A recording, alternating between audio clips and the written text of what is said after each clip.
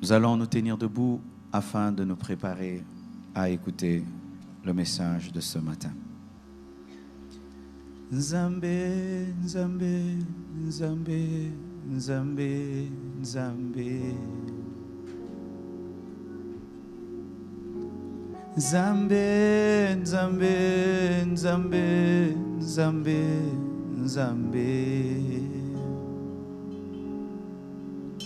Papa, papa, papa, papa, papa.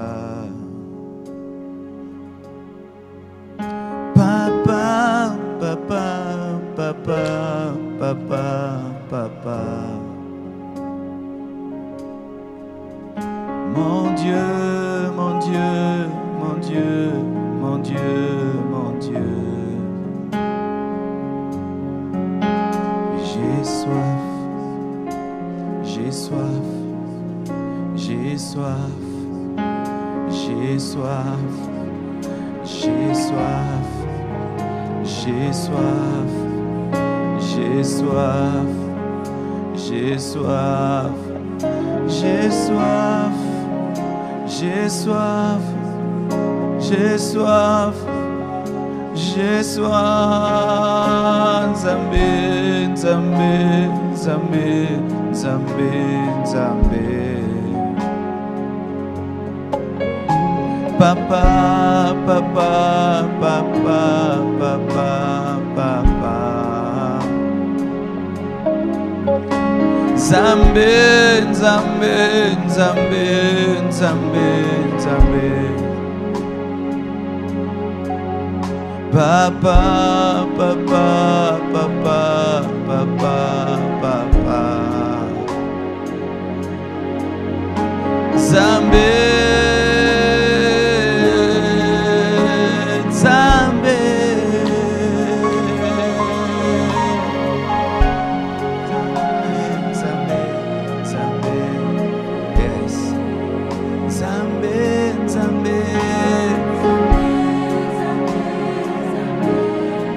Nzambe, ça veut dire seulement Dieu en lingala. Nzambe.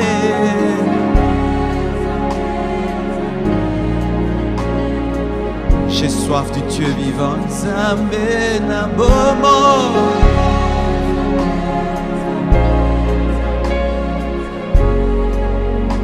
Nzambe, Nzambe.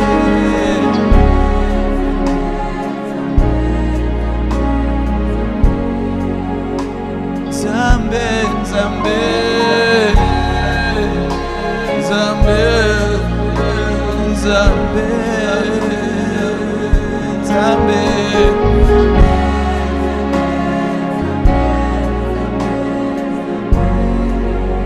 Papa, papa.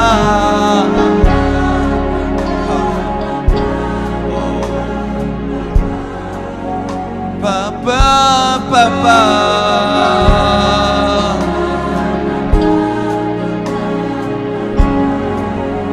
Papa, je t'aime.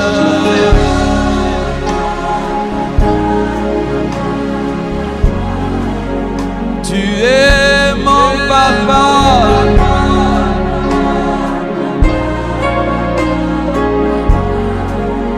Esprit, esprit.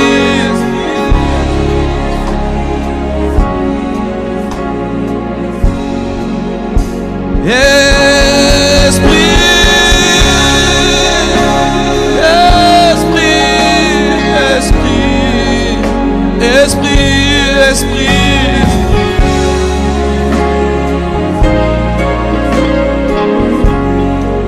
la plénitude de l'esprit, esprit, esprit, esprit, esprit, oh esprit,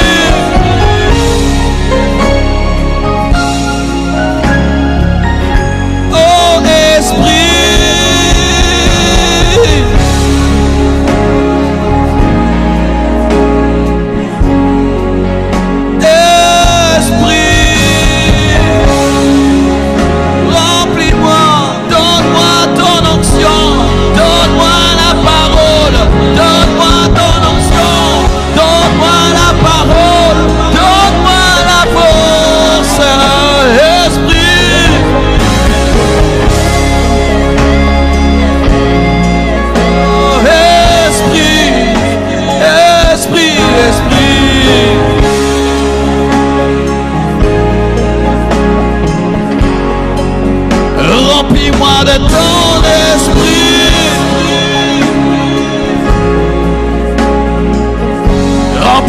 de ton esprit.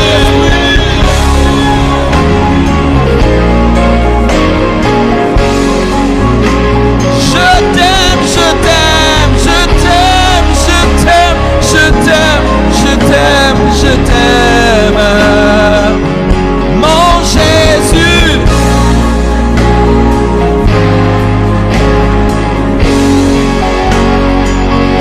Mon Jésus.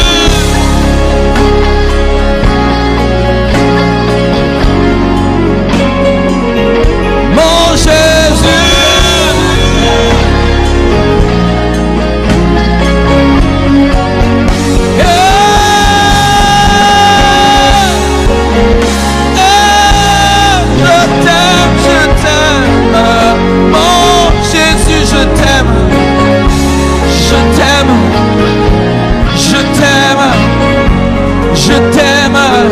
Je t'aime, je t'aime, je t'aime, je t'aime plus que tout, plus que tout, plus que tout. Je t'aime, plus que tout.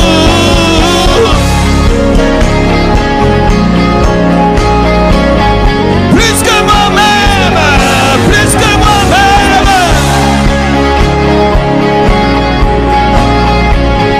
Plus que moi-même, plus que moi-même.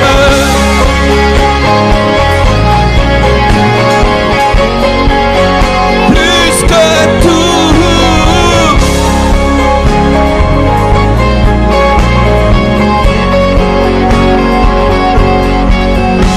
Je t'aime, je t'aime, je t'aime, je t'aime.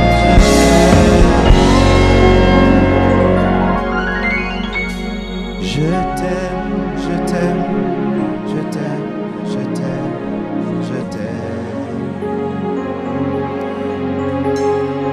je t'aime, je t'aime, je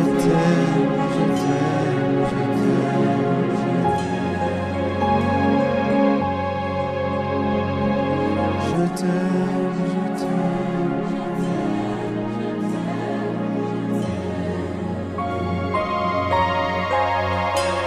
je t'aime, je t'aime.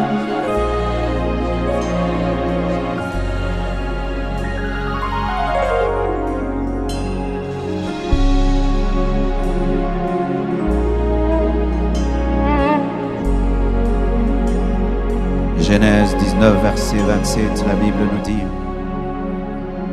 Abraham se leva de bon matin pour aller au lieu où il s'était tenu en présence de l'Éternel. Le Seigneur ce matin m'a dit de dire des choses qui vont vous pousser à l'action. Le Seigneur m'a dit que Satan voudra que vous puissiez beaucoup écouter et qu'après cette conférence, vous puissiez oublier toutes les décisions prises dans sa présence. Il m'a même dit, homme de Dieu, osez faire des choses nouvelles, osez affronter des choses nouvelles. Ne soyez pas trop prudent, soyez des fois un fou et vous aurez une vie merveilleuse et glorieuse. Allez au-delà des choses que vous maîtrisez et que vous savez bien faire. Rentrez avec une rage à l'église, la rage de changer les choses et de transformer les choses. Dès le matin, homme de Dieu Samuel, j'ai pris des années pour obéir à Dieu. J'ai du retard dans ma vie, car je n'ai pas obéi à Dieu dès le matin. J'ai toujours su là où Dieu m'attendait, mais j'ai tardé de le faire. Depuis toujours, au-dedans de moi, j'ai toujours su que Dieu me voulait, pas là où je servais Dieu. Je devais déménager. J'avais un attachement charnel au lieu où j'exerçais le ministère. Mais pour que je comprenne, j'ai dû tomber malade. J'ai eu l'hypertrophie du ventricule gauche, au point où j'étais incapable de tenir un petit micro comme celui-ci. Quand je le tenais, il pesait. On m'a interdit de prêcher pendant 6 mois. Et pendant ces 6 mois, c'est quand j'ai entendu que Dieu me disait depuis toujours de quitter là où j'étais et de déménager. L'église où j'étais avait atteint le maximum, c'était 600 personnes. J'ai travaillé dur, 11 années. Plafond. Quand je suis tombé malade, j'ai entendu et j'ai décidé d'obéir enfin à la voix de Dieu. C'était de la folie. Je suis allé dans un lieu nouveau. Après 9 ans, cette église est passée à 6500 personnes. Plus tôt,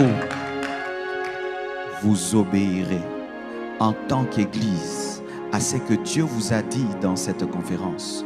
Plus tôt vous entrerez.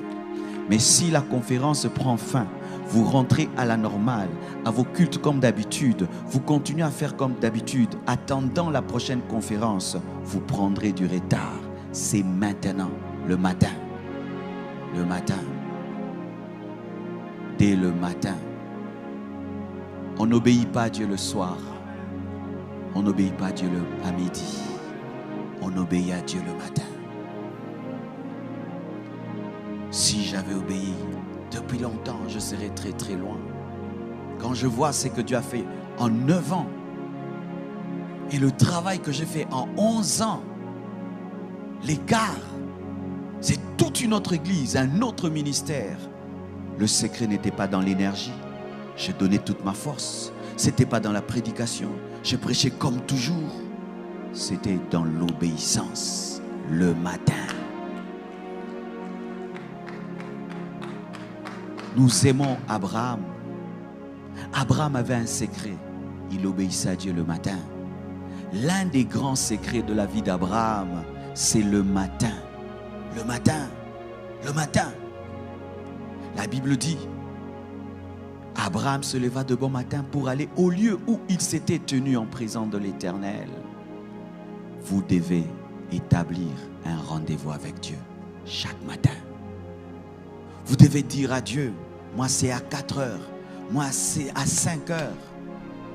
Tu ne peux pas te réveiller devant ton téléphone. Tu ne peux pas te réveiller devant ta télévision. Tu dois te réveiller devant Dieu. Apprenez à offrir à Dieu vos matins. Cherchez-le de le matin, au lieu du rendez-vous. Ça peut être un lieu, une chaise où tu pries, une chambre où tu pries, un bureau où tu pries. Mais un amoureux de Dieu a toujours un lieu de rencontre. Quand les gens s'aiment, ils ont toujours un endroit où ils se rencontrent. Un restaurant, sous un arbre, devant la maison. Il y a toujours un lieu. Où rencontres-tu ton Dieu? Si c'est à l'église, tu es un religieux. Les religieux ne rencontrent Dieu qu'à l'église. Mais les hommes spirituels, avant l'église, l'ont déjà rencontré. Ceux qui veulent s'asseoir peuvent s'asseoir. Ceux qui veulent rester debout peuvent rester debout. Excusez-moi. Et Genèse 21, verset 14, la Bible dit, Abraham se leva de bon matin. Il prit du pain et une outre d'eau qu'il donna à Agar et plaça sur son épaule. Il lui remit aussi l'enfant et la renvoya. Elle s'en alla et s'égara dans le désert de Beth-Sheba. Je sens que je dois creuser là. Dieu promet à Abraham de faire de lui le père d'une multitude. Il lui promet qu'au travers de Sarah, il allait lui donner un enfant. Les années passent et l'enfant ne vient pas. Sarah pousse Abraham vers Agar et ils ont un enfant Ismaël qui n'était pas le fils de la promesse. Et Dieu vient corriger cela. Il passe par Sarah afin de demander à Abraham de chasser Ismaël. Ismaël est le symbole de la volonté permissive, de quelque chose que tu as fait parce que tu étais impatient, d'une relation dans laquelle tu es parce que tu as forcé dans la chair, d'une chose que tu trimbales dans ta vie mais tu sais que ce n'est pas le plan parfait de Dieu. Et Dieu t'a toujours dit d'ôter cette chose de ta vie. Et certains, ils attendent le soir pour enlever Ismaël de leur vie alors que c'est le matin. Il y a quelque chose dans ta vie qui n'est pas la volonté de Dieu. C'est Ismaël. dans des moments charnels où tu avais perdu ta vie de prière, ton intimité avec Dieu et ta foi. Tu as fait des alliances, tu as engendré des choses, tu as commencé des choses, mais tu te rends compte quand tu deviens spirituel que ce n'était pas le plan de Dieu. Et Dieu te dit d'enlever Ismaël, et c'est le matin. Ismaël peut être même un ministère que tu as commencé, mais ce n'était pas le plan de Dieu. Ismaël, ça peut être un fiancé avec lequel tu es, mais ce n'est pas le plan de Dieu. Ismaël, ça peut être une affaire dans laquelle tu es, mais ce n'est pas le plan de Dieu. Ismaël, ça peut même être une maison dans laquelle tu habites, mais ce n'est pas la volonté parfaite de Dieu. Ismaël est un enfant, mais il n'est pas la promesse. Quand tu as Ismaël dans ta vie, plus tôt tu te débarrasses de lui, plus tôt Isaac grandira, car la présence d'Ismaël met mal à l'aise Isaac. Qui est Ismaël dans ta vie? Un amoureux de Dieu ne tarde pas d'enlever Ismaël. Tôt le matin, il enlève Ismaël. Quand tu te rends compte dans ta vie que ce que tu pensais être le plan parfait de Dieu n'est pas le plan parfait de Dieu, tu peux dire à un fiancé: je pensais que tu étais l'homme de ma vie, mais Dieu m'a dit que moi, je serai une grande servante de Dieu. Je ne peux pas épouser un païen.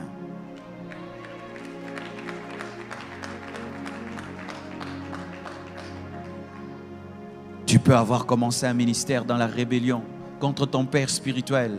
Mais quand tu deviens spirituel, tu te rends compte que cette église n'est pas dans la volonté de Dieu. Tu fermes l'église et tu rentres au pied de ton pasteur. Et tu dois le faire à temps. Tu dois le faire très tôt. Qu'est-ce qui est dans ta vie, Ismaël? Lorsque tu as Ismaël dans ta vie, voici ce qui va t'arriver. Ce n'est pas Satan qui te combattra, c'est Dieu lui-même qui va te combattre. C'est lui qui sera ton ennemi numéro 1. Il s'opposera à toi jusqu'à ce que tu comprendras que tu n'es pas plus sage que lui. Enlevez vos Ismaël très tôt. Ne dis pas: je vais le faire dans 1 mois, dans 2 mois, dans 3 mois. Le plan de Dieu va prendre du retard dans ta vie. Je vous assure, mes frères et sœurs, il y a des choses qui prennent 10 ans dans nos vies, alors que ça devait prendre 1 semaine. Tellement que tu as tardé d'enlever Ismaël, tellement que tu as tardé d'enlever Ismaël, et Dieu voit qu'Isaac sera en danger. Tant que tu ne lâches pas la volonté permissive, tu ne vivras jamais la volonté parfaite de Dieu. Certains ici, vous êtes dans des relations qui ne sont pas de Dieu. Tu vis dans la même maison qu'un homme qui ne t'a pas épousé. Mais Dieu t'a toujours dit qu'il va te donner ton mari. Mais voici la condition que tu as donnée à Dieu. Donne-moi d'abord mon mari avant que j'abandonne celui-ci. Ça ne marche pas comme ça. Tu lâches Ismaël. Tu dois lâcher Ismaël. Tu dois lâcher Ismaël. Je dis tu dois lâcher Ismaël. Dieu me dit qu'il y a des gens qui sont dans de telles situations, qui sont en train de poser des conditions à Dieu avant d'obéir. Vous allez obéir trop tard.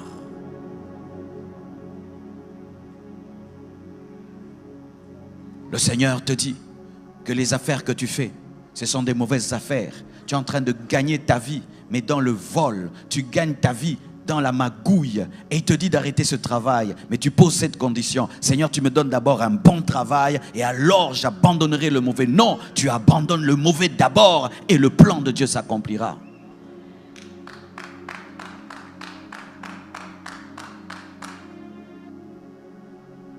Es-tu dans la volonté parfaite de Dieu? La chose que tu as a été engendrée par quoi? Par l'impatience? A été engendrée par la chair? A été engendrée par l'esprit? A été engendrée par toi-même? Tu as forcé les choses. Et voilà que tu as Ismaël entre tes mains. Un enfant problématique. Jusqu'aujourd'hui, Ismaël est un problème pour Abraham. Ismaël a engendré tous ces gens qui bombardent le monde et qui créent des guerres dans le monde entier. Faites très attention. Obéissez à temps. Vous savez, mes frères et sœurs, lorsqu'une maladie est au début, on peut la soigner très tôt. Mais si tu la laisses grandir, tu peux vivre une amputation. Plus tôt tu obéiras à Dieu, plus tôt Dieu te guérira. Et si tu fais 10 ans, 20 ans, 30 ans avec Ismaël, il fera partie de ta vie. Et le jour que Dieu va l'enlever, une partie de toi sortira. C'est lorsque des gens arrivent jusqu'à avoir des enfants avec un mari d'autrui, des enfants qui ont grandi. Et là maintenant, l'Esprit de Dieu te dit de te séparer. Mais vous voyez le déchirement que ça cause. Ce n'est pas seulement que tu te sépares d'un homme, mais il y a des enfants pourquoi tu as tardé d'enlever Ismaël de ta vie.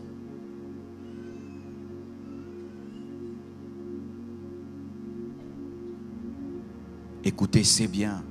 Dire qu'on a bien prêché dans la convention, c'est bien. Mais si après nous avoir écoutés, mes frères, vous ne pratiquez pas ce que vous avez entendu et vous tardez encore, vos cœurs vont s'endurcir. Les hommes de ce monde disent qu'il faut battre le fer lorsqu'il est chaud. Pendant que l'Esprit de Dieu est en train d'opérer dans ce domaine de ta vie, profite-en pour décider et te libérer d'Ismaël. Abraham aimait Ismaël. Ismaël était son fils. Mais quand l'esprit est passé par Sarah pour l'en défaire, très tôt matin, il a obéi. Pourquoi? Parce que s'il faisait 2 semaines, il allait changer d'avis. Je ne sais pas si ça t'arrive. Des fois, pour faire une chose, il faut vite la faire. Car si tu tardes, le diable va te parler et tu vas trouver des arguments pour rester dans un mal pendant 2 semaines. Et puis 2 semaines, ça fait 1 mois, 1 année, 2 ans, 3 ans. Et tu te retrouves à ta mort. Tu n'as jamais abandonné Ismaël.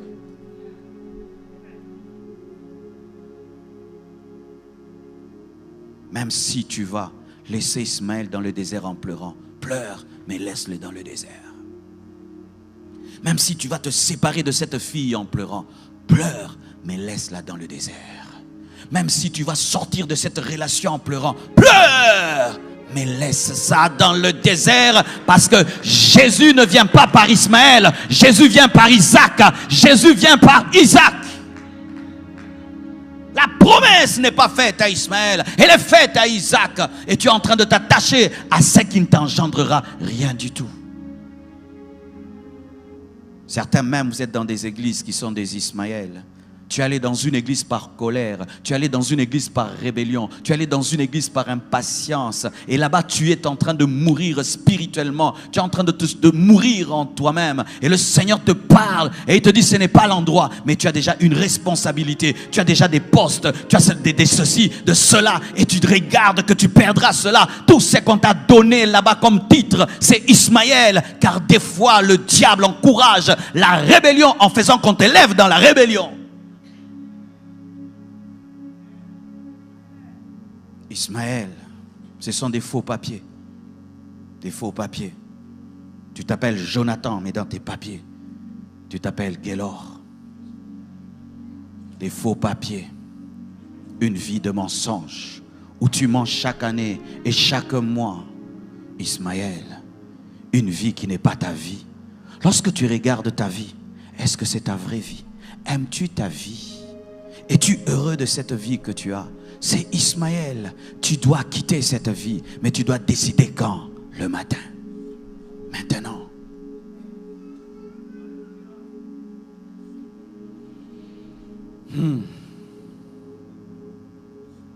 Genèse 22, verset 3, la Bible dit, Abraham se leva de bon matin, sella son âne et prit avec lui 2 serviteurs et son fils Isaac. Il fendit du bois pour l'holocauste et partit pour aller au lieu que Dieu lui avait dit. Dieu dit à Abraham de lui donner Isaac. Dieu donne à Abraham Isaac. Et Abraham commence à trop aimer Isaac. Et Dieu regarde qu'Isaac devient une idole dans la vie d'Abraham. Et il vient tester son serviteur. Il dit, donne-moi ton fils que tu aimes beaucoup. Pas Ismaël, pas un serviteur. Donne-moi le fils que tu aimes beaucoup, Isaac. Et quand est-ce qu'il obéit? Pas le soir, pas la nuit, le matin. Pourquoi? Parce que Sarah dort. Lorsque Dieu te demande de donner Isaac, donne Isaac le matin. Ne le donne pas le soir. Sarah sera là pour te convaincre que c'est un esprit de suicide, c'est un esprit de meurtre. Des fois, quand Dieu te parle, ne consulte personne. Ils vont te convaincre que ce n'est pas Dieu. Obéis, fais. Obéis, fais. Sinon, les gens te convaincront. Car si Sarah était là et lui avait posé la question, où amènes-tu l'enfant? Et s'il répondait, je vais le tuer, il allait dire, tu es un meurtrier. Il y a des choses, quand Dieu te parle, tu ne consultes personne, tu agis. Tu ne consultes personne, tu agis. Dès le matin. Parce que si tu vas consulter la sagesse et l'intelligence des hommes, ils vont te dire que ça ne se fait pas, ce n'est pas normal, ce n'est pas normal, ce n'est pas normal. Imagine, Dieu me dit, donne ta voiture. Et je vais consulter tout le monde, on va me dire, ça ne se donne pas. Est-ce qu'on donne des voitures? Donne ta parcelle, donne ta maison. Est-ce que si tu consultes les hommes, ils vont te dire de le faire? Mais j'ai vu des hommes offrir des voitures, offrir des parcelles à Dieu, offrir des millions à Dieu. J'ai vu, mais ces hommes n'ont jamais consulté quelqu'un. Parce que si tu consultes, tu ne donnes pas Isaac. Ton problème, c'est que tu vas consulter la chair quand l'esprit t'a parlé. Ton problème, c'est que tu vas consulter les hommes quand c'est Dieu qui a parlé. Ton problème, c'est que tu permets à Sarah de se réveiller enfin qu'elle te révèle que ce que tu veux faire est un meurtre, alors que c'est une adoration. Car Abraham dit, moi et le fils, nous irons adorer. Un jour dans ma vie, j'ai commis une grosse erreur. Je suis allé prêcher à l'université. Et quand je suis allé prêcher à l'université, Dieu m'avait un peu utilisé. Il y avait quelques personnes qui étaient baptisées du Saint-Esprit. Et je suis venu à l'église. On avait des moments de témoignage comme ceci. Et on a dit, qui va témoigner? Je suis venu, j'ai dit moi. Et quand j'ai témoigné, j'ai menti. J'ai amplifié le témoignage. J'ai dit, Dieu m'avait puissamment utilisé à l'université. Plusieurs étaient baptisés du Saint-Esprit comme s'ils étaient à 100. Alors qu'il n'y avait que 3 ou 4. Et tout le monde a acclamé, tout le monde était content. Quand je suis rentré, je suis allé m'asseoir. L'Esprit de Dieu m'a dit, menteur, tu as menti. Tu as fait une surenchère de ton témoignage. J'ai dit, Seigneur, pardonne-moi. Il m'a dit, non, tu as menti à la chair, tu remontes à la chair pour demander pardon à la chair. J'ai dit, non, ça ce n'est pas Dieu, c'est l'esprit de condamnation. Je te lis au nom de Jésus. Car des fois, vous liez le Saint-Esprit au nom de Jésus. C'est le Saint-Esprit qui te parle, mais tu lis le Saint-Esprit. Tu aimerais qu'il te parle comme tu veux. Car Dieu peut te dire de donner Isaac, mais tu crois que c'est l'esprit de mort. Et vous savez ce qui est arrivé? Au lieu que j'obéisse, je me suis entêté. J'avais perdu ma joie. J'avais perdu ma paix. Chaque fois que je priais, la voix de Dieu me disait, orgueilleux, orgueilleux, menteur, orgueilleux, menteur, orgueilleux, menteur. Et vous savez ce que j'ai fait? Je suis allé voir un ami. Je lui ai dit, mon ami, j'ai menti à l'église en faisant une surenchère du témoignage. Mais j'ai demandé à Dieu pardon. Mais il y a une voix, je n'ai pas dit le Saint-Esprit, il y a une voix qui me dérange, qui me dit de témoigner devant, de dire à toute l'église ce que j'avais fait. Mon ami me dira, ce n'est pas Dieu, c'est l'esprit de condamnation. Il ne faut pas. C'est ça. Lorsque tu n'obéis pas vite, Sarah te parlera. Et quand seulement mon ami a fini de me parler, la voix de Dieu m'a dit, je n'ai pas parlé dans sa bouche. Ma voix, c'est que tu dois monter là-bas et demander pardon. J'ai refusé. J'ai fui notre église, je suis allé prier dans une autre église pensant que Dieu n'est pas partout. Je suis allé dans une église plus grande et là-bas je me suis caché. Et un jour un prédicateur monte à la chaire. Il a dit, mon thème aujourd'hui, je vais vous parler du feu étranger. J'ai dit, waouh, aujourd'hui ce sera puissant le feu étranger. Il a dit, il y a des gens qui amènent le feu étranger dans l'église. Lorsqu'ils témoignent, ils ajoutent. Lorsqu'ils témoignent, ils mentent. Dieu n'a pas besoin que tu puisses faire une surenchère sur le témoignage pour qu'il soit glorifié. Passez devant. J'ai dit, Dieu, tu me suis ici. Mais comme c'était une grande église et on était très nombreux, 100, je me suis caché parmi eux. Et puis Dieu m'a dit, ce n'est pas ici que tu as menti. Tu as menti là-bas. C'est là-bas que tu vas rentrer. J'avais perdu ma joie, j'avais perdu ma paix. Car quand tu vis dans l'intimité avec Dieu, tu ne supportes même pas une petite pierre dans ta chaussure. Tu vois, quand tu as une pierre dans la chaussure, est-ce que tu marches bien? Une toute petite. Et quand tu as une intimité avec Dieu, tu ne supportes pas une petite pierre. J'avais perdu la paix et la joie. Et j'ai dit, je vais le faire. Je vais le faire. J'aimerais qu'aujourd'hui tu dis, je vais le faire. Je suis allé au culte. Au début du culte, et j'arrive, je vais chercher celui qui dirigeait le culte. J'ai dit, j'ai quelque chose à dire à l'église. En ce temps-là, on savait que quand je demande la parole, j'ai une prophétie, j'ai un message, j'ai des grandes choses à dire. Marcelo, tu as une prophétie? J'ai dit non. Tu as un message? Non. Qu'est-ce que tu as? J'ai dit, j'ai péché. Ah, toi, tu as péché. On me prenait pour le saint de l'église. Faites attention, lorsqu'on vous prend pour un saint, vous allez vivre dans l'hypocrisie. Vous allez vivre dans l'hypocrisie. Vous allez vivre dans l'hypocrisie et vous voudrez toujours conserver une image ecclésiastique alors que vous êtes déjà déconnecté de Dieu. Je viens m'humilier, mais lui, il est en train de m'élever. J'ai dit non, je n'ai pas de vision, ni de prophétie, j'ai péché. Qu'est-ce que tu as fait, Marcelo? Dis-moi. J'ai dit, il y a des mois, j'étais venu, j'ai témoigné et j'ai ajouté. Dieu m'a dit de demander pardon à toute l'église. Il m'a dit, ah Marcelo, toi aussi tu es dur avec toi-même. Ici les hommes de Dieu mentent. qu'ils ont voyagé, ils n'ont même pas voyagé, ils ont fait marcher des paralytiques, c'est faux. Toi seulement, tu as menti pour l'université. Toi, laisse ça. Dieu me dit, ce n'est pas moi. Tu vas demander pardon. J'ai dit, moi, Dieu m'a dit de demander pardon pour ça. Il dit, ok, ça te regarde hein, si tu veux t'humilier. Obéissez à temps avant que Sarah ne parle. Même quand vous voulez donner à Dieu quelque chose, même quand vous voulez vous consacrer, tu veux faire un jeûne, tu veux faire quelque chose que personne n'a jamais fait, n'écoute pas les hommes, ils vont te déconseiller. Et puis, il attend que la salle se remplisse un peu. Et puis, il me regarde. Nous invitons le frère, et il se moque de moi. Il a des choses à nous dire.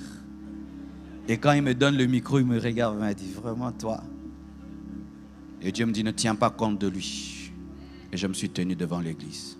Le diable me dit, ils ont même oublié que tu as menti. Dieu me dit, rappelle. J'ai dit, vous vous souvenez, il y a autant de mois, j'étais passé ici pour témoigner que Dieu m'avait utilisé à l'université. Ah oui. C'était faux. C'était 3-4 baptêmes du Saint-Esprit. Mais j'avais parlé comme si c'était 100. Je vous ai menti. Église, pardonnez-moi. J'étais un frère honoré et respecté à l'église. Mais ce jour-là, les gens m'ont regardé. Marcelo Simon, j'ai perdu ma cote pour avoir Christ. Et ils m'ont regardé. Et j'ai senti que j'étais diminué. Mais en moi, j'avais la paix. Et heureusement pour moi, je m'asseyais toujours devant. Je suis allé, je me suis assis. Je sentais les yeux de l'église sur ma nuque. Et je suis resté calme. Et Dieu me dira, comme tu t'es humilié devant les hommes pour moi, je vais t'élever dans cette église. Tu vois la sœur, elle chante ici très très bien. On dit qui va témoigner? Elle ne vient pas parler de guérison, elle vient parler de colère. Dieu élèvera cette sœur.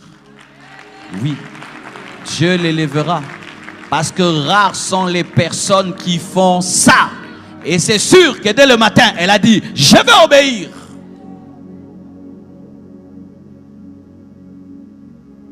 Après ça, vous savez ce qui m'est arrivé? J'étais un portier à l'église. Dieu m'a élevé. J'ai commencé à chauffer le tam-tam.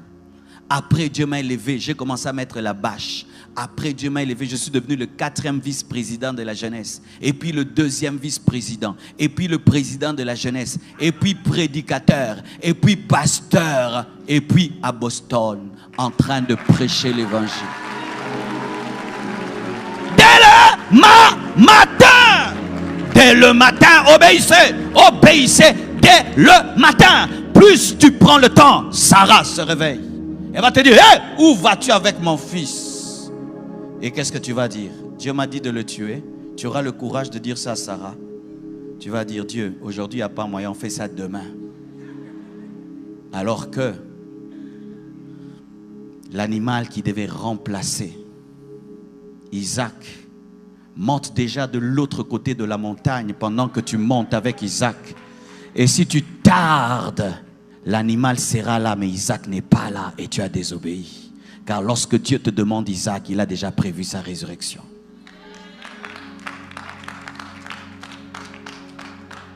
Obéissez dès le matin. Un jour, j'étais dans une fête et je veux sortir. Je vois mon père et ma mère qui étaient là, assis. Et puis Dieu me dit, reviens, tu rentres, mais tes parents, ils vont rentrer comment?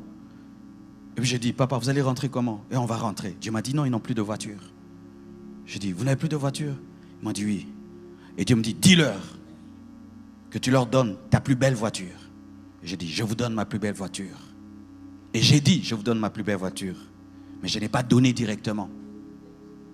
J'ai voyagé, je suis allé en vacances. Et j'étais dans la joie, dans les vacances. Dieu arrête mes vacances. Il me dit, tu n'as pas fait ce que je te dis. Maintenant, tu téléphones Kinshasa et tu dis à ton frère de prendre cette voiture-là, de l'amener maintenant même à ton père. Et on amène à mon père. Je finis les vacances. Quand je rentre, Je n'avais qu'une Gembarde comme voiture. Une Kikorokocho. C'est-à-dire une voiture qui débraillait, détruite. Et je roulais avec ça. Alors une délégation est venue de Brazzaville. Je devais les recevoir. Ma voiture n'était pas belle. Alors une maman va me prêter une nouvelle Jeep. Elle me dit, pasteur, je te prête ça pour tes invités. Je les reçois pendant 3 ou 4 jours. Et le dernier jour, je prends la voiture, je lui rends. Et la voiture revient. Elle me dit, elle est à toi. Dieu voulait me donner une Jeep en me demandant de donner une Mercedes. Ta vie tarde, pourquoi? Parce que tu tardes d'obéir. Le problème des chrétiens, vous entendez beaucoup, mais vous ne prenez pas vite des décisions. Vous attendez être dans le fond du gouffre. Vous attendez souffrir vraiment pour prendre des décisions et vous les prenez trop tard. Dès le matin, Isaac se donne le matin, pendant que Sarah dort.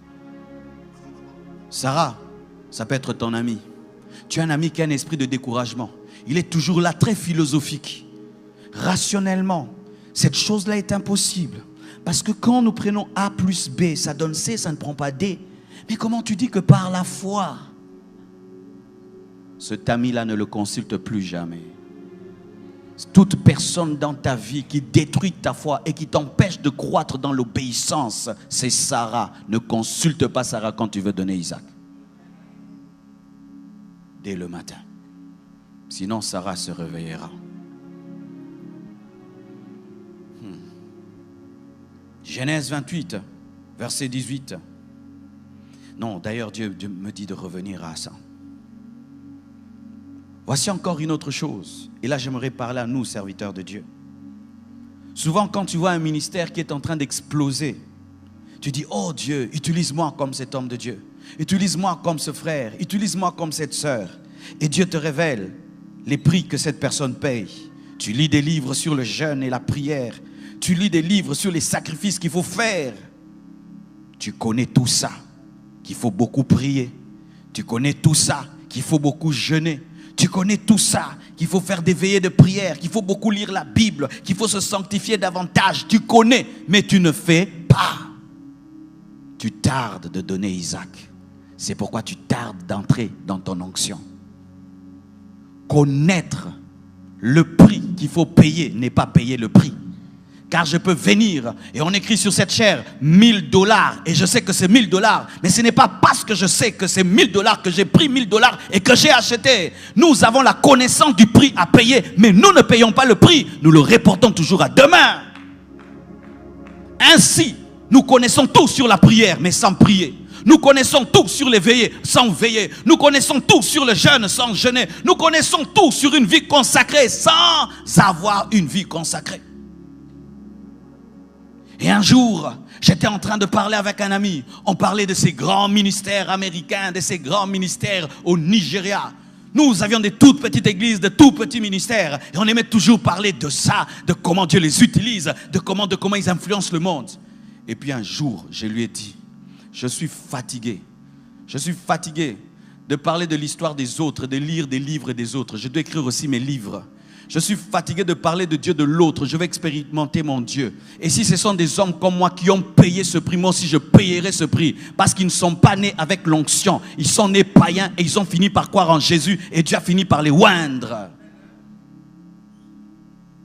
Nous aimons parler des autres. Nous aimons parler du prix à payer.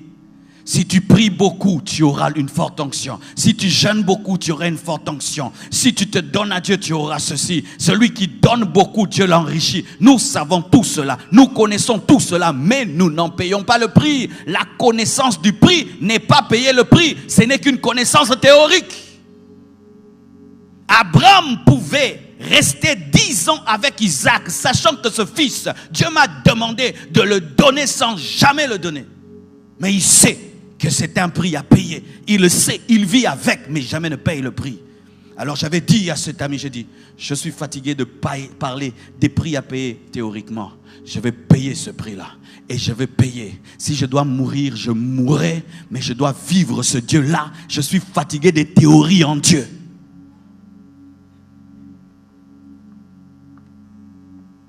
Tu as trop regardé les choses au travers d'une glace. Tu as trop regardé les choses au travers d'un miroir. Tu dois briser la glace. Tu dois briser la glace. En train de regarder au travers des miroirs la puissance de Dieu. Dieu est puissant, Dieu fait des miracles, Dieu élève, Dieu change les vies, Dieu donne l'impact au travers de la vie d'un chrétien. Dieu peut changer un pays au travers. Tu sais tout ça, mais est-ce que tu brises la glace? C'est pourquoi il y a des chrétiens remplis de théories et il y a des chrétiens qui vivent Dieu.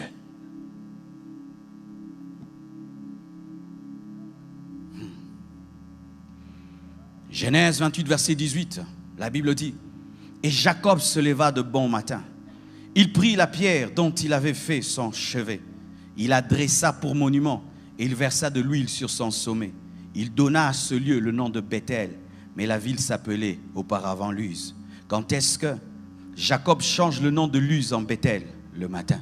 C'est le matin qu'on donne le nom à une journée. C'est le matin qu'on consacre sa vie à Dieu. C'est le matin qu'on a la victoire sur les puissances des ténèbres. Mais quand tu n'opères pas dans le matin, tu vas subir la journée. Tu vas subir les puissances des ténèbres. Je vous assure, mes frères, pendant que vous dormez, des choses se passent. Dernièrement, j'étais en train de faire mon clip. Il y a un mois, j'ai fait un clip. Et alors, mon producteur, plutôt le frère qui organise mes clips, il me dit: pasteur, cette partie du clip, nous devons la tourner la nuit. Et on est allé dans une grande école de notre pays. C'était vers 20h, 21h. Il n'y avait pas des étudiants. Tous étaient partis.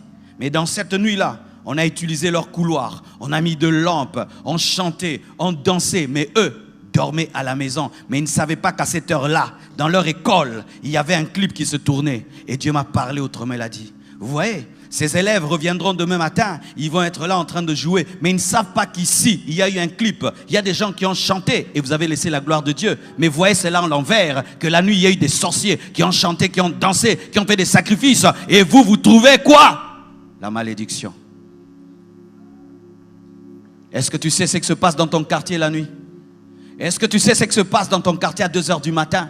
Est-ce que tu sais ce qui se passe dans ton hôtel à 2h du matin? Est-ce que tu sais ce qui se passe dans cette ville la nuit ou très tôt matin? Les choses qui sont annoncées, proclamées. Tu ne sais pas, comme ces jeunes ne savaient pas, que toute la nuit, il y avait des musiciens qui chantaient, qui dansaient, qui glorifiaient Dieu. Mais quand ils sont arrivés, ils n'ont même pas senti l'odeur qu'il y avait un clip, ni qu'il y avait le pasteur Marcelo. Mais si nous le prenons à l'envers, et qu'il y avait un occultiste qui était venu dans cette école, avait fait toutes ces choses, ça allait toucher leurs études. Seuls les enfants qui sont venus sous onction allaient vaincre ces puissants de ténèbres. Chaque journée est une journée piégée. Chaque Bethel trouve Luz.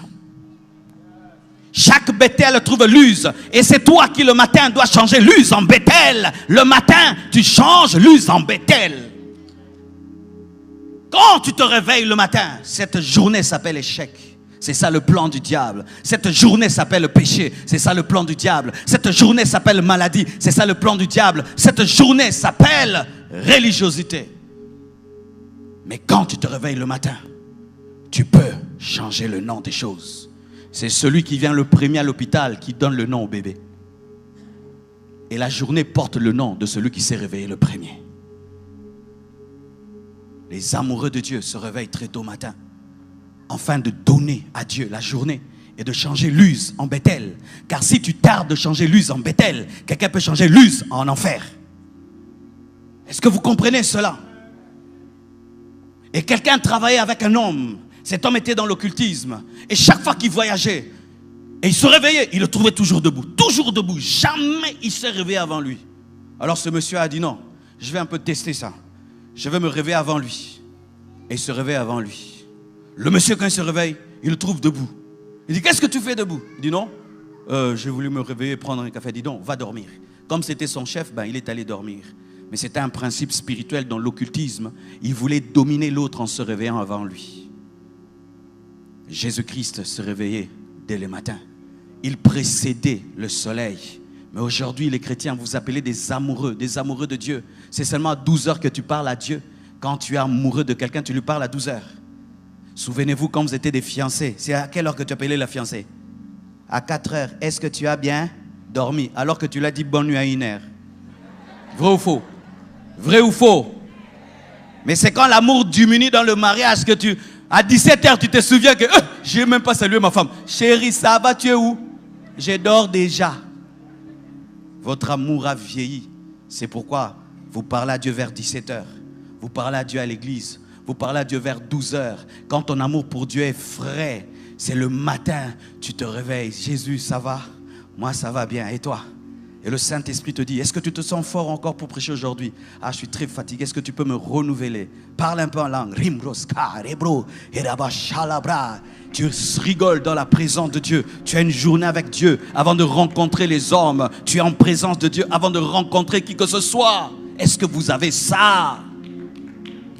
Celui qui n'a pas cette vie-là subira la journée, subira les puissances des ténèbres. Ce sont les amoureux qui commandent au jour.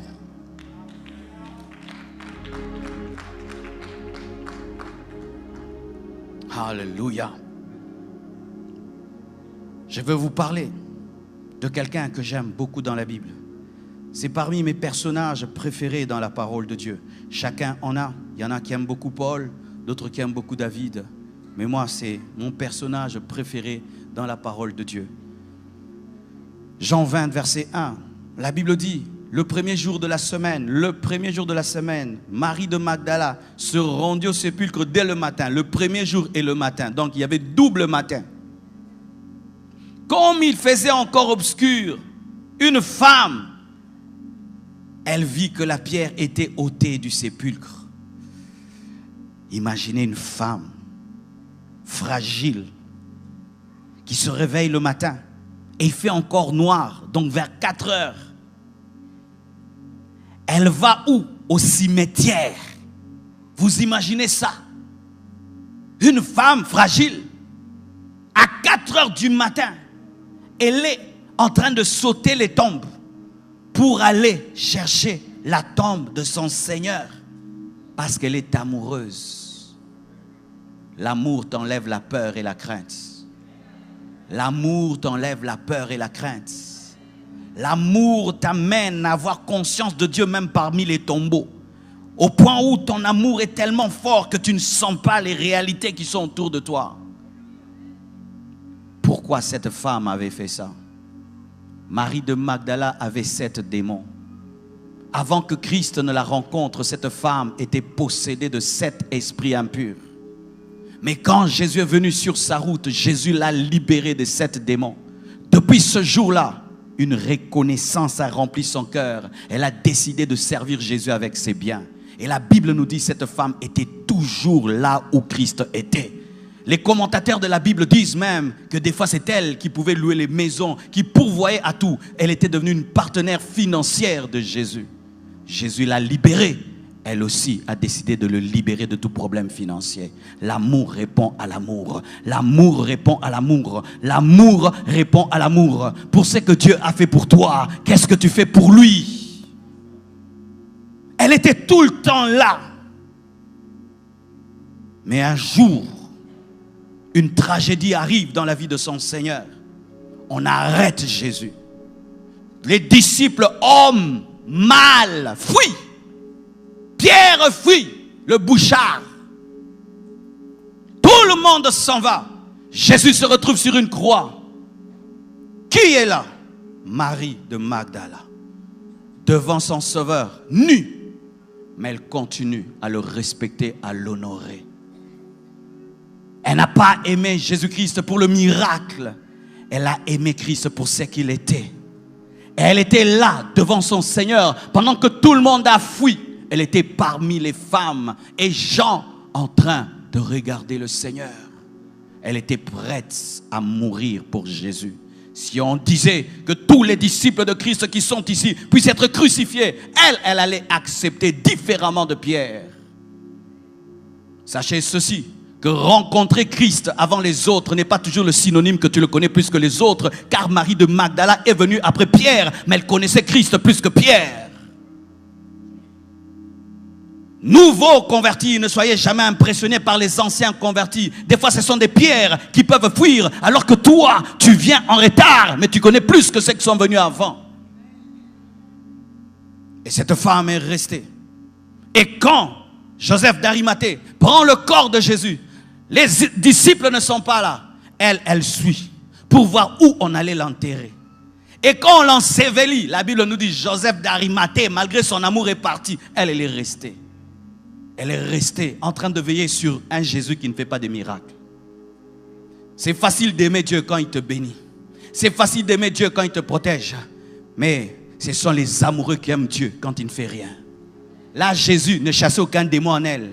Mais c'est elle qui prenait soin du corps de Jésus. Mais elle a continué à l'aimer. Elle a continué à l'aimer. Elle est restée là. Joseph d'Arimathée s'en va. Elle reste là. Pour voir où on allait le mettre. Et dès le matin, quand le sabbat prend fin, la première pensée, le premier projet, je dois aller voir le corps. C'est-à-dire qu'elle dormait en pensant à lui. Elle mangeait en pensant à lui. Elle se souvenait de sa vie, qui elle était avant de rencontrer Christ, plein de démons. Elle se souvenait de cet homme merveilleux et puissant. Elle devait aller voir. Même s'il ne va pas me parler, j'aimerais voir son corps. Même si tu ne vas rien faire dans ma vie, je t'aime, Jésus. Je n'aime pas Dieu quand il me bénit. J'aime Dieu parce qu'il est tout pour moi. Qu'il me bénisse pas, je l'aime. Qu'il fasse des miracles ou pas, je l'aime. Et Marie de Magdala est allée. Et quand elle arrive, elle trouve le tombeau vide. Elle commence à pleurer. Elle dit, on a volé le corps de mon Seigneur. Elle ne dit pas, on a volé le corps de Jésus. On a volé le corps de mon Seigneur. Elle a continué à appeler Jésus Seigneur, même s'il était mort. Mais nous, quand Dieu n'agit pas, nous l'insultons, nous l'abandonnons. Ça, c'est quel genre de Dieu qui n'aide pas ses enfants? Ça, c'est quel genre de Dieu? Mais là, Jésus ne fait plus de miracles, mais elle dit, Seigneur. Et Jésus se révèle à elle, mais elle est tellement dans les pleurs qu'elle ne le reconnaît pas. Jusqu'à ce que Jésus dise, Marie. Marie est le premier mot, et le premier nom qui est sorti de la bouche du ressuscité. L'amour te donnera la primeur. L'amour te donnera la primeur. Je dis l'amour te donnera la primeur. Ne sois jamais jaloux de ton frère. Il aime Dieu plus que toi. C'est pourquoi il a la primeur. Ne sois jamais jaloux de Marie. Elle aime Dieu plus que toi. C'est pourquoi elle a la primeur. Pierre, ne sois jamais jaloux de Marie. Marie aime Jésus plus que toi. Jésus n'a pas dit Pierre en premier. Il a dit Marie, une femme. Dans quel contexte? Le contexte où les femmes étaient brimées. Mais Jésus n'a pas cité le nom d'un homme en premier. C'est pourquoi moi je crois au ministère de la femme. Moi je crois au ministère de la femme. Je crois au ministère de la femme. Jésus-Christ donne à Marie quel message? Va dire à mes frères que je suis ressuscité et je les précède en Galilée. Elle est devenue la secrétaire particulière du ressuscité et elle avait l'agenda du ressuscité. Pourquoi? Parce qu'elle avait aimé, elle connaissait l'agenda du ressuscité. Alléluia! L'amour t'élèvera, l'amour t'élèvera, l'amour t'élèvera. Là où on a mis des barrières, parce que tu es femme, parce que tu es africain, parce que tu es ceci, parce que tu es cela, l'amour t'élèvera. Et si on refusait de la respecter, le respect s'imposait. C'est elle qui avait le message du ressuscité. C'est elle qui avait l'agenda. Jésus fera quoi? Attendez. Il m'a dit que il vous précède en Galilée. Oh, ok. Il sera là. Oui, il m'a dit il sera là. De la possession au secrétariat. De la possession au secrétariat. De la possession au secrétariat. De cet démon au secrétariat. Jésus-Christ t'élèvera lorsque tu l'aimeras. Oh, donne-moi la main. C'est pourquoi moi, dans la vie chrétienne, je ne me bats avec personne. Je ne me bats contre aucun ministère, contre aucun pasteur. J'aime Dieu, point. Et si je l'aime, tu me bloques, je passerai là. Tu me freines, je passerai là. Tu m'insultes sur YouTube, continue à insulter, tu fais ma publicité. Insulte-moi encore sur YouTube. Ajoute encore. Dieu va se servir de toi comme une agence publicitaire bénévole. On ne freine jamais celui qui est aimé par Dieu. On ne freine jamais celui qui est aimé par Dieu. On ne te freinera jamais. Personne ne pourra te bloquer. Donne-moi la main, je vais parler. Jésus a attendu que les autres partent pour se révéler à Marie. Quand tout le monde est parti, Jésus s'est révélé. Pourquoi? Il avait une histoire, une intimité avec cette femme. Cette femme n'était pas comme toutes les autres femmes. Elle était supérieure même aux apôtres. Et pour que vous le sachiez, voici ce qui est arrivé. Deux choses. Quand elle sait que c'est Jésus, elle court vers ses pieds. C'était une habitude qu'elle avait toujours. Une relation avec les pieds de Jésus. Les pieds symbolisent la prosternation, l'adoration, l'humilité, l'intimité.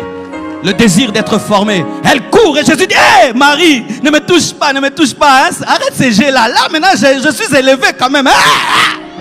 Donne-moi la main. C'est comme tu deviens un président et ton ami d'enfance qui te fait toujours sa part. Il te voit maintenant en train de marcher. Il veut te faire ça. Quand même, je suis devenu président. On va le faire plus tard. Mais laisse-moi finir mon cortège. Alléluia. Et voyez encore, lorsqu'elle pleure, elle voit Jésus, elle ne le reconnaît pas. Parce qu'il était ressuscité avec une beauté. Donc c'était terrible. Elle dit: où as-tu mis le corps de mon Seigneur? Dis-le-moi. Et quand Jésus dit Marie, elle se tourne. Elle dit Rabouni. Vous savez pourquoi? Jésus avait une manière de l'appeler. Ouais, quand tu appelles Blanche, toi tu appelles à ta manière. Moi quand j'appelle Blanche, c'est autrement. Toi tu peux dire Maman Blanche. Moi je ne l'appelle pas comme ça. J'ai une manière. Une manière. Donc on peut être à 1 million et si vous dites tous Blanche, elle dira ça c'est Marcelo. Pourquoi? La manière. L'intimité te permet de savoir comment est-ce que Dieu t'a toujours parlé. Elle pouvait savoir ça c'est Jésus seulement qui m'appelle comme ça. Alléluia. Marie Rabouni. Et une chose exceptionnelle dans la vie de cette femme. Si vous lisez même l'histoire, certains ont voulu faire d'elle-même un apôtre et tout le reste. Parce que c'est elle qui a ramené même Pierre à Jésus. Quand Pierre a abandonné la foi, c'est Marie qui l'a ramené à Jésus. Le Pierre là qui prêche, là, qui écrit des épîtres là. Quand il a abandonné Jésus là, il est devenu un pêcheur de poissons. Qui l'a ramené? C'est Marie. Appelle-moi qui va songer ici. Mais c'est vrai, le grand apôtre là, quand il a abandonné Dieu, il ne croyait plus. C'est Marie qui lui a dit: il te précède en Galilée. Il t'a pardonné, Pierre. Parce que Pierre avait une blessure intérieure. Il avait des remords parce qu'il avait régné Jésus. C'est par qui que Jésus est passé pour guérir la blessure intérieure de Pierre? C'est par Marie. Parce qu'il dit: va dire à mes frères et à Pierre. Pourquoi il ajoute à Pierre? Parce qu'il savait que Pierre avait une culpabilité. Qui lui a dit ça pour ramener Pierre? Marie. Mais quand elle fait ce travail-là, on ne parle plus d'elle. Fini. Quand elle dit seulement ça, il vous précède en Galilée. Dans la chambre haute, tu cherches, elle n'est pas là. Dans Actes, elle n'est pas là. Tu vas dans Corinthiens, elle n'est pas là. Tu vas Éphésiens, elle n'est pas là. Apocalypse, elle n'est pas là.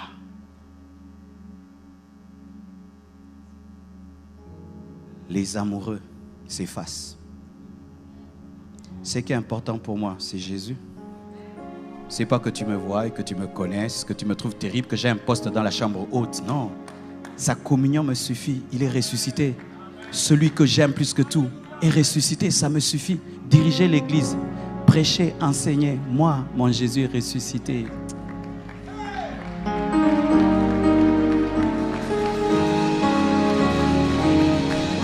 Ayez vos postes, ayez vos titres. Prenez le micro le jour de la Pentecôte. Marie était là. Et quand Pierre prêchait, dit: ah Pierre, tu prêches bien. Hein? Ah, tu avais bien régné, maintenant tu prêches bien aussi. Elle n'a jamais fait ça. Elle est restée dans les coulisses.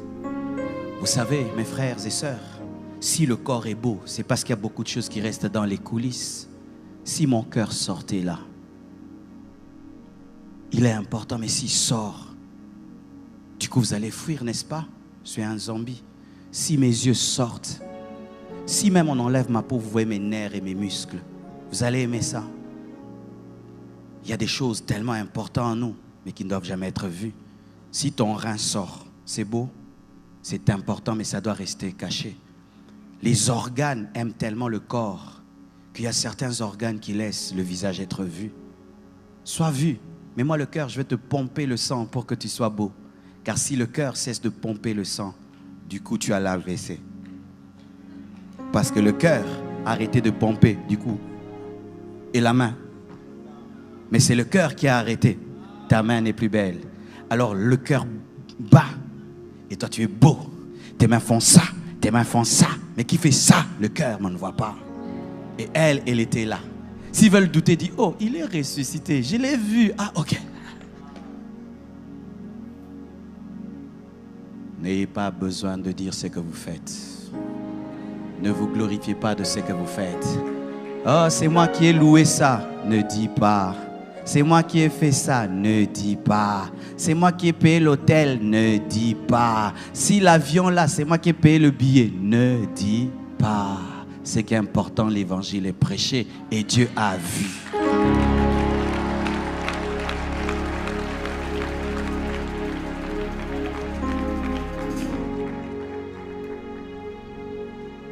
Nzambe, Nzambe, Nzambe, Nzambe, Nzambe. Nzambe, Nzambe, Nzambe, Nzambe, Nzambe. Nous sommes debout. Nzambe, Nzambe, Nzambe, Nzambe, Nzambe. Nzambe, Nzambe, Nzambe, Nzambe, Nzambe. J'invite d'abord une catégorie de personnes qui doivent se séparer des Ismaël. Approchez, nous allons prier pour vous.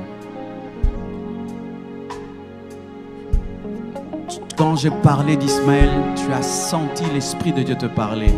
Obéis dès le matin, obéis directement à la parole. Nzambe, Nzambe.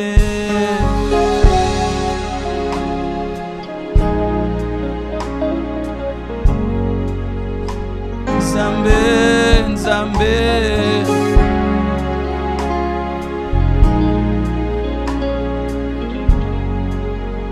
Papa, papa.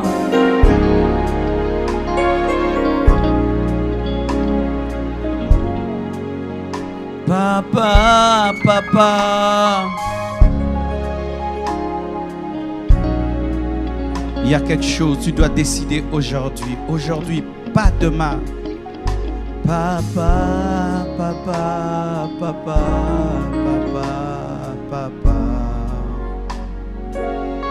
Jésus, Jésus, Jésus, Jésus, Jésus, Jésus. Jésus, Jésus.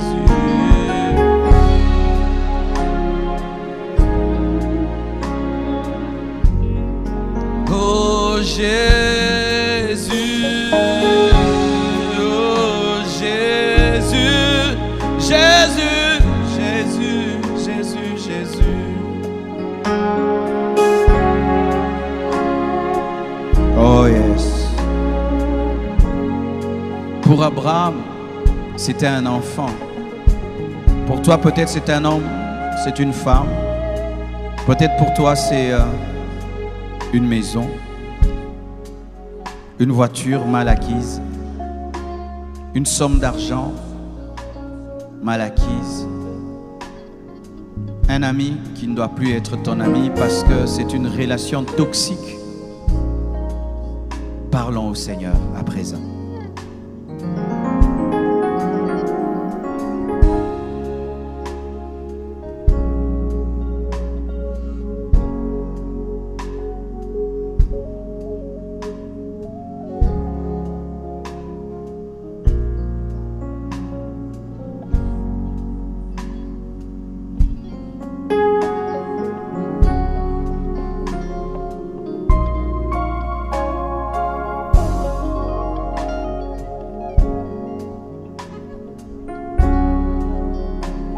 plus tôt tu obéis et plus tôt tu entres dans ta destinée.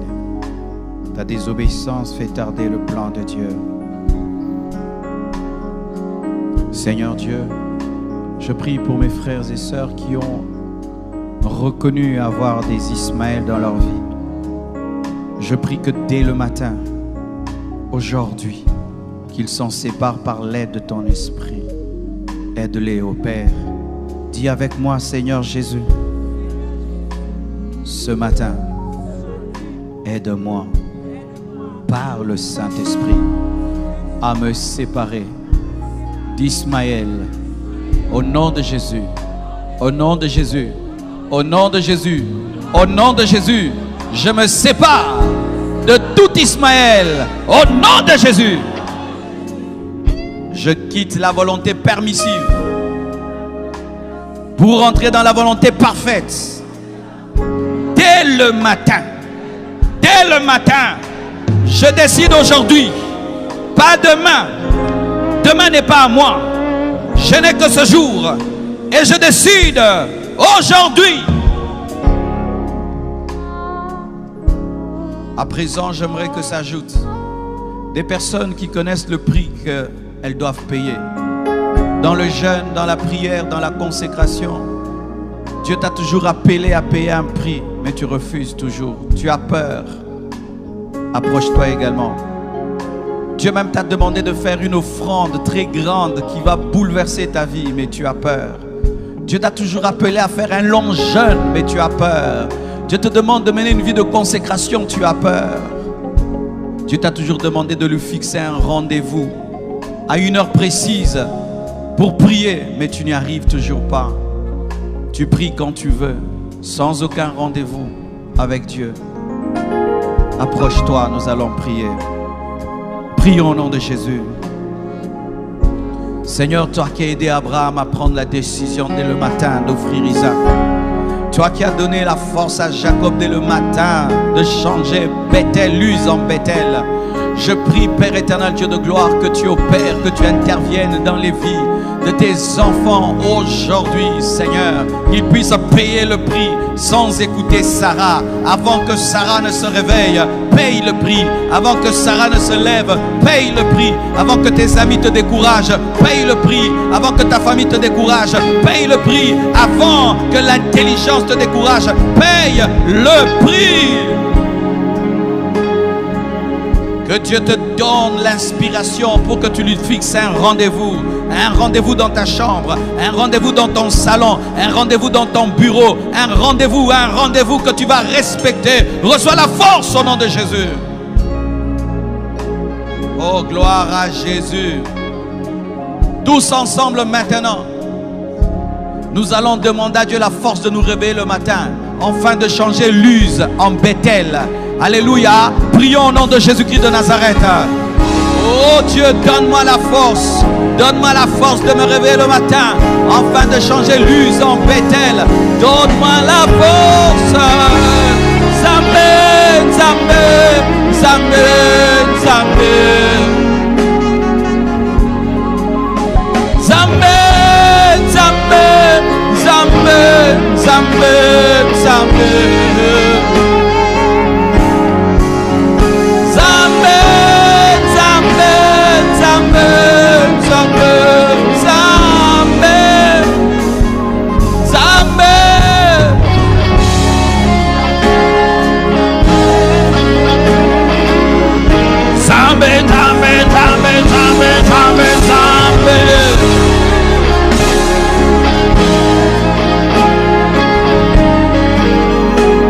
Oh, gloire à toi, Seigneur.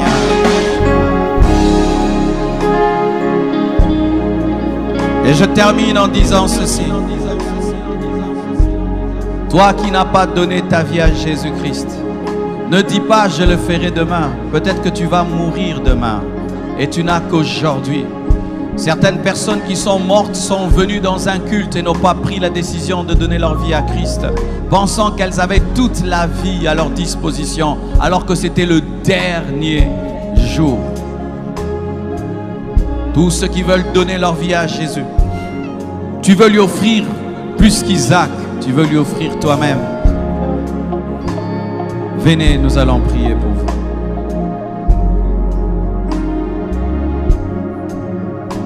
Nzambe, Nzambe, Nzambe, Nzambe. Prie avec moi, toi qui veux lui donner ta vie.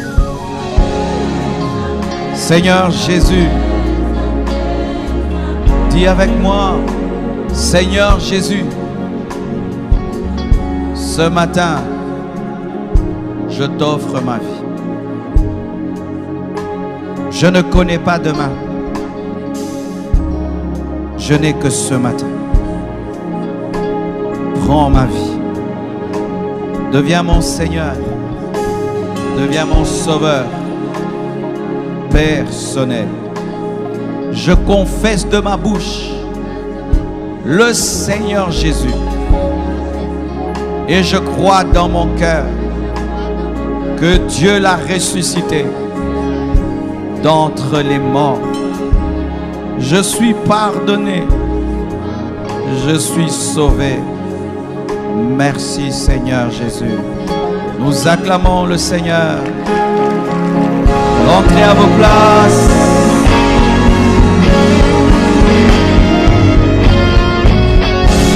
Nous acclamons le Seigneur.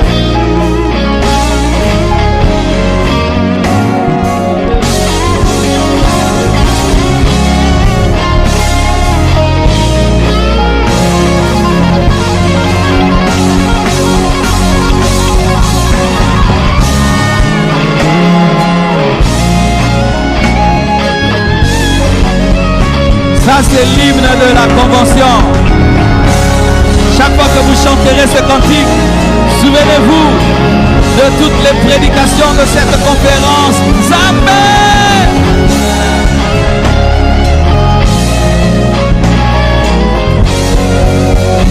Amen. Amen.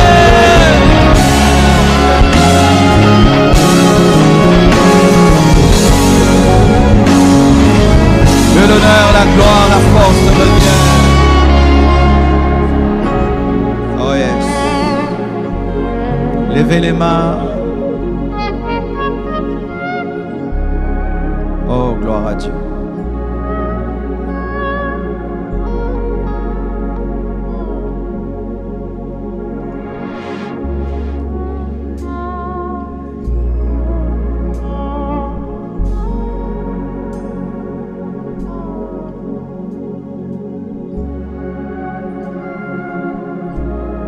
Il y a 2 jours,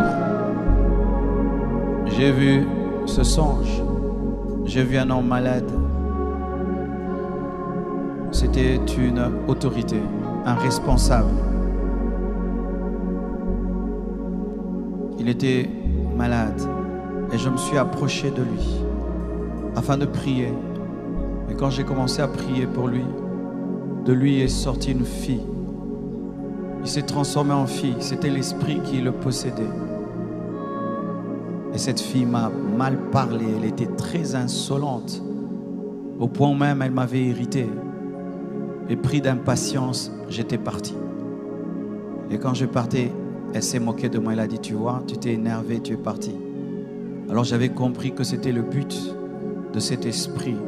Irriter toute personne qui viendra aider cet homme. Et je suis revenu pour continuer à prier. Dans ta vie, il y a ici des gens où traversez des moments difficiles. Et lorsque quelqu'un vient vous aider, vous leur parlez mal, de sorte que ces personnes se sentent rejetées et n'atteignent pas leur but dans vos vies. Certains, pour vous, c'est un défaut charnel qui amène cela. Et vous perdez des relations, mais d'autres, ce sont des esprits mauvais qui parlent dans vos bouches pour rejeter les personnes qui viennent envoyées par Dieu pour vous aider. Là où vous êtes, quiconque a ce problème dans cette salle, Reçois la liberté au nom de Jésus.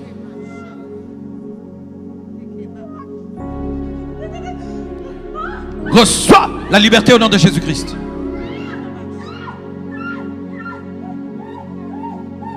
Tu vois, dans la vie, Dieu peut vouloir te bénir. Mais il y a quelque chose qui parle en toi, mais qui empêche que la bénédiction vienne. Ma sœur, cette conférence était organisée pour toi. Pour toi. Pour toi. Ne filmez pas ça. Moi, je n'aime pas qu'on filme quand j'ai fait les délivrances. S'il vous plaît, ne filmez pas ça. Ne montrez pas ça sur Facebook, rien du tout. Quand un médecin opère, il n'opère pas en public. Libère ta servante au nom de Jésus-Christ. Libère ta servante, Père.